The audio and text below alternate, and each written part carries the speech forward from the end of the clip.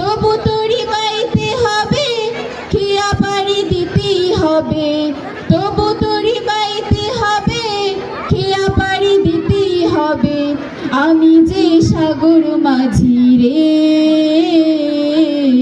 তীর হারায় ঢেউয়ের সাগর পাড়ি দিব রে।